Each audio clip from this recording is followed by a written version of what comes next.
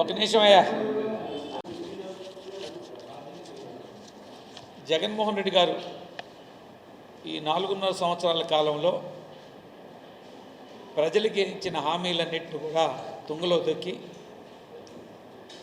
ప్రజలను మోసం చేసిన సందర్భం ఈ రాష్ట్ర ప్రజలు గమనిస్తున్నారు.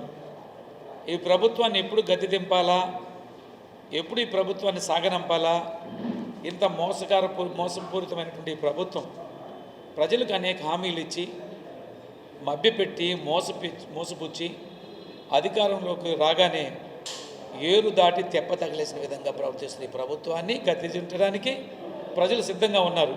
అందులో భాగమే 5వ తేదీ కనిగిరిలో జరిగినటువంటి చంద్రబాబు నాయుడు గారి కదలిరా బహిరంగ సభను ఈ జిల్లా ప్రజలు ప్రత్యేకించి ఒంగోలు పార్లమెంటులోని 7 నియోజకవర్గాలు మరియు కలిసి కందుకూరు 1 లక్ష పైగా జనం తండోపతండాలుగా వచ్చి చంద్రబాబు నాయుడు గారి ప్రోగ్రామ్ని బహిరంగ సభని కదలిరా బహిరంగ సభని విజయవంతం చేయడం వంటి ప్రభుత్వానికి నౌకలు చెల్లిన దానికి లేదా ఈ ప్రభుత్వానికి గద్దె దించడానికి సమానమైన ప్రజలు. కారణం రైతులు నట్టేట ముంచావు. 1,50,000 రూపాయలు మేము రైతులకి 5 సంవత్సరాలు ఇస్తే ఈ ప్రభుత్వం సంవత్సరానికి 12,500 ఇస్తానని చెప్పి దాన్ని తొంగలో దొక్కిన పరిస్థితి. ఈ రాష్ట్రంలో కౌలు రైతు ఆత్మహత్యలో ఈ రాష్ట్రం 2వ స్థానం ఉంది దేశంలోనే. రైతు ఆత్మహత్యల్లో 3వ స్థానం ఉన్న పరిస్థితి. ధాన్యం కొంటే కొనేవాడు లేడు. ఒకవేళ కొన్న తర్వాత కూడా నెలల తరబడి ఆ డబ్బుల కోసం ఎదురు చూస్తూ రైతులు ఇబ్బంది పడిన సందర్భం కూడా మనకు కనపడుతున్నాయి. ఆనాడు చంద్రబాబు నాయుడు గారు డ్రిప్ ఇరిగేషన్ కానీ డ్రిప్ సబ్సిడీలు కానీ రైతుల మద్దతు ధరల అనేకం ఇస్తే అవన్నీ కూడా రద్దు చేసినటువంటి ప్రభుత్వం.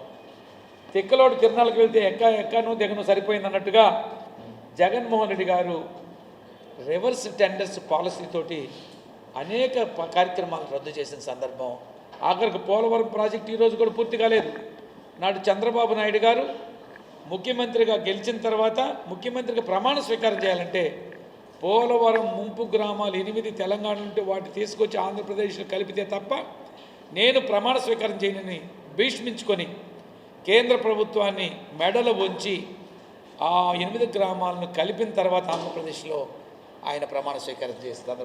ఆ రకంగా రాష్ట్ర అభివృద్ధిని దృష్టిలో పెట్టుకొని రైతు సంక్షేమాన్ని దృష్టిలో పెట్టుకొని పనిచేసినట్టు చంద్రబాబు నాయుడు గారు ఈ ప్రభుత్వం అధికారంలోకి వచ్చిన తర్వాత రైతు సంక్షేమాన్ని గాలికి వదిలేసి యువతను గాలికి వదిలేసింది. యువతకి ఇస్తున్నటువంటి 2,000 నిరుద్యోగ వృత్తిని రద్దు చేసింది. మేము రేపు అధికారంలోకి వస్తే 3,000 ఇస్తామని జగన్మోహన్ రెడ్డి గారు ఏదైతే రద్దు చేశాడో తిరిగి 3,000 రూపాయల నిరుద్యోగ వృత్తిని కల్పిస్తామని చంద్రబాబు నాయుడు గారు హామీ ఇస్తున్న సందర్భం. యువతని గంజాయికి అలవాటు చేసి గంజాయి ఆంధ్రప్రదేశ్కి చేసినటువంటి జగన్మోహన్ రెడ్డి ప్రభుత్వం. సంక్షేమ కార్యక్రమాలు రద్దు చేసి ప్రజలకు ఇచ్చేటువంటి బీసీ సంక్షేమం కానీ ఎస్సీ సంక్షేమం కానీ అదేవిధంగా పెళ్లి కానుకలు ఎస్సీ ఎస్టీ బీసీకి ఇచ్చే పెళ్లి కానుకలు, అదేవిధంగా పండగ రంజాన్ తోఫా లేదా ఈ క్రిస్మస్కి ఇచ్చేటువంటి కానుకలు కానీ సంక్రాంతి కానుకలు ఇవన్నిటిని రద్దు చేసినటువంటి ఈ యొక్క వైఎస్ఆర్ పార్టీ. ఆఖరికి 5 లక్షల రూపాయలు చంద్రన్ బీమా ఇస్తే మేము 5 సంవత్సరాల్లో ఒక్కొక్క కుటుంబానికి ఆ కుటుంబంలో పెద్ద దిక్కు చనిపోతే 5 లక్షలు చంద్రన్ బీమా ఇస్తే దాన్ని రద్దు చేసినటువంటి జగన్మోహన్ రెడ్డి గారు. ఇలా ఏ కార్యక్రమం తీసుకున్నా అన్ని కార్యక్రమాలను రద్దు చేసి సంక్షేమ కార్యక్రమం మాతోనని చంద్రబాబు నాయుడు గారు అనే హామీలు ఇవ్వకుండా కూడా 2014-19 అనేక సంక్షేమ కార్యక్రమాలు మొదలెడితే వాటన్నిటినీ కట్ చేసి తొంగలో దొక్కి రాష్ట్రాన్ని అధోగతి పాలు చేసినటువంటి జగన్మోహన్ రెడ్డి గారు.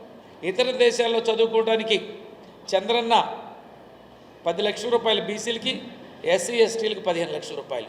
దాన్ని కూడా పేరు మార్చి ఆ రోజు అంబేద్కర్ విజన్ పేరుతో ఉంటే అంబేద్కర్ గారి పేరుతో ఉంటే దాన్ని వైఎస్ఆర్ లేదా రాజశేఖర రెడ్డి గారి పేరు పెట్టుకోవడం. అంటే ఎస్సీ ఎస్టీలకి ఇచ్చేటువంటిది రాజ్యాంగ నిర్మాత ఈ దేశానికి దశ నిర్దేశం చేసి అద్భుతమైన రాజ్యాంగం నుంచి బలహీన వర్గాలకి ఒక దిక్సూచిగా ఉన్నటువంటి అంబేద్కర్ గారి పేరు చంద్రబాబు నాయుడు గారి పేరుతే నువ్వు అధికారంలోకి వచ్చిన తర్వాత ఆ మహానీయుడి పేరు తీసేసి నువ్వు నీ తండ్రి పేరు పెట్టుకోవడం.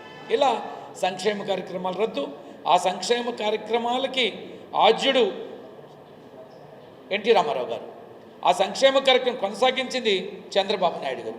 అందులో భాగమే ఇతర దేశాల్లో చదువుకున్నటువంటి పథకాలు పెడితే వాటిని రద్దు చేయడంగా వాటికి ఉన్నటువంటి ఏదన్నా అంబేద్కర్ గారి పేరు తీసేసినటువంటి ఘన చరిత్ర వైఎస్ఆర్ది.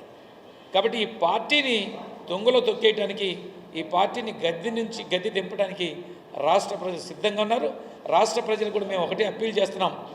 సంక్షేమ కార్యక్రమాలు తిరిగి కొనసాగాలంటే ఆనాడు చంద్రబాబు నాయుడు గారు బడ్జెట్లో 45% సంక్షేమ కార్యక్రమాలు ఖర్చు పెట్టారు. సంక్షేమ కార్యక్రమం మేమే చేస్తున్న ఓకదంపుడు కొట్టుకుని వైఎస్ఆర్ కాంగ్రెస్ పార్టీ ఖర్చు పెట్టింది 24.5%. 6.5 లక్షల కోట్ల అప్పులు తెచ్చి ఆ అప్పుల్లో ఖర్చు పెట్టింది 1,50,000 కోట్లే. మిగతా 5 లక్షల కోట్లు ఎవరు జేబుల్లోకి పోయినాయో ఆలోచించాలని కోరుతూ ఈ ప్రభుత్వం గద్దెదించండి. తిరిగి బడుగు బలహీన వర్గాల సంక్షేమం జరగాలంటే చంద్రబాబు నాయుడు గారు ముఖ్యమంత్రి కావాలి.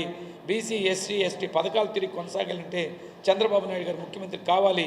కాబట్టి సంక్షేమ కార్యక్రమాలను తిరిగి కొనసాగాలంటే చంద్రబాబు నాయుడు ప్రభుత్వం గారు రావాలి. కాబట్టి ఈ ప్రభుత్వాన్ని గద్దె దింపి చంద్రబాబుకు మద్దతుగా ఉండవలసిందిగా తెలుగుదేశం పార్టీ ప్రకాశం జిల్లా తరఫున కోరుతున్నాను. Thank you. అబద్ధపు హామీలతోటి కల్లిబొల్లి మాటలతోటి ఒక్క అవకాశం ఇవ్వండి అధికారంలోకి వచ్చిన జగన్మోహన్ రెడ్డి ప్రభుత్వం రైతు పక్షపాతనని చెప్పి ఆ రోజు రైతు ధరల స్థిరీకరణ నిధి 3,000 కోట్లతో ఏర్పాటు చేస్తానని చెప్పి ప్రతి సంవత్సరం 12,500 ప్రతి రైతుకి ఇస్తానని చెప్పి ఆ రోజు హామీలు ఇచ్చి ప్రభుత్వంలోకి వచ్చిన తర్వాత ఉన్న పథకాలన్నీ కూడా రద్దు చేసి ఇస్తానన్న 12,500లో 5,000 కోత పెట్టి ఇప్పుడు 7,500 రూపాయలు రైతు భరోసా మాత్రమే ఇస్తూ ఉన్నాడు. 3,000 కోట్ల రూపాయలతోటి ధరల స్థిరీకరణ నిధిని ఏర్పాటు చేస్తానన్న ముఖ్యమంత్రి ఒక్క రూపాయితోటి కూడా ధరల స్థిరీకరణ నిధే లేకుండా చేశాడు. ఈరోజు ధాన్యం కొనుగోలు చేసే పరిస్థితి లేదు. అట్లాగే సబ్సిడీలో గతంలో చంద్రబాబు నాయుడు గారి ప్రభుత్వంలో ప్రతి రైతుకి 1,50,000 సబ్సిడీతోటి రైతు రథాల పేరుతోటి ట్రాక్టర్లు ఇవ్వటం జరిగింది. అట్లాగే స్ప్రింక్లర్సు, స్ప్రేయర్సు, తర్వాత తైవాన్ స్ప్రేయర్లు, వ్యవసాయ పనిముట్లు, ట్రాక్టర్ స్పేర్ పార్ట్స్ ఇవన్నీ కూడా 50% సబ్సిడీతోటి రైతులకు ఇవ్వటం జరిగింది. ఈ ప్రభుత్వం వచ్చిన తర్వాత కంప్లీట్గా సబ్సిడీ పథకాలు మొత్తం కూడా ట్రాక్టర్లు తీసేసాడు. తర్వాత ఈ పథకాలు మొత్తం కూడా సబ్సిడీ పనిముట్లు ఇవ్వటం కానీ ఏమీ లేదు. విత్తనాల సబ్సిడీ గతంలో 50% ఉండేది, ఇప్పుడు కూడా 50% ఉన్నప్పటికి కూడా మార్కెట్ రేటు కంటే డబల్ రేటు పెట్టి ఆ సబ్సిడీ రేటుకి ఇచ్చే విత్తనాల రేటు మార్కెట్ రేటు ఒకటే విధంగా ఈరోజు ఇస్తూ ఉన్నారు. రైతులకి పూర్తిగా దగా చేసిన ప్రభుత్వం ఈ ప్రభుత్వం. ఇకపోతే సాగునీటి రంగాన్ని తీసుకుంటే ఆ రోజు చంద్రబాబు నాయుడు గారి ప్రభుత్వంలో తెలుగుదేశం ప్రభుత్వంలో అన్ని సాగునీటి ప్రాజెక్టులని శరవేగంగా పూర్తి చేయడం జరిగింది. ఆ రోజు పోలవరం ప్రాజెక్టుని ఆంధ్రప్రదేశ్ ప్రజల జీవనాడిగా భావించి ప్రతి సోమవారాన్ని పోలవరంగా భావించి ప్రతి వారం రివ్యూ చేయటమే కాకుండా ప్రతి నెల సైట్లో విజిట్ చేసి ఆ పోలవరం ప్రాజెక్టుని 72% పూర్తి చేసి శరవేగంగా పరుగులెత్తించిన పరిస్థితుల్లో ప్రభుత్వం మారగానే ఇతను రివర్స్ టెండరింగ్ పేరుతోటి దాన్ని ఆ ప్రాజెక్ట్ని మళ్ళీ రివర్స్ టెండరింగ్ పిలిచి దాన్ని పనులు ఆపేసినందువలన ఆ రోజు నీళ్లు వచ్చి వరదలు వచ్చి ఈ కాపర్ డ్యాములు కొట్టుకెళ్ళటమే కాకుండా స్పిల్వే కూడా కొట్టుకెళ్ళటం జరిగింది. ఈరోజు 5 సంవత్సరాల నుంచి వాటిని పూర్తి చేసే పరిస్థితి లేదు. ఈరోజు పోలవరం ప్రాజెక్టుని గోదావరిలో ముంచేయటం జరిగింది. అంతేకాదు ప్రతి ప్రాజెక్టు మన జిల్లాలో వెలుగొండ ప్రాజెక్టు తీసుకుంటే అది 1 సంవత్సరంలో పూర్తయ్యే పని 5 సంవత్సరాలు కూడా సాగదీసి ఈరోజు కూడా కాని పరిస్థితి ఉంది. మరిపోతే ఉళ్ళకమ్మ ప్రాజెక్టు తీసుకుంటే ఒక గేటు పోయి ఇప్పటికి 17 నెలలు అయింది. పోయిన ఆగస్టులో 2022 ఆగస్టులో గేటు పోతే ఈరోజు కూడా గేటు పెట్టని పరిస్థితి. ఇప్పుడు కూడా డమ్మీ పెట్టడం జరిగింది. ఇంకో గేటు కూడా కొట్టుకెళ్ళింది. ఇప్పుడు కూడా ఏదో టెండర్ పిలిచామన్నారు. 6 సార్లు టెండర్ పిలిస్తే ఒక కాంట్రాక్టర్ కూడా రాని పరిస్థితి.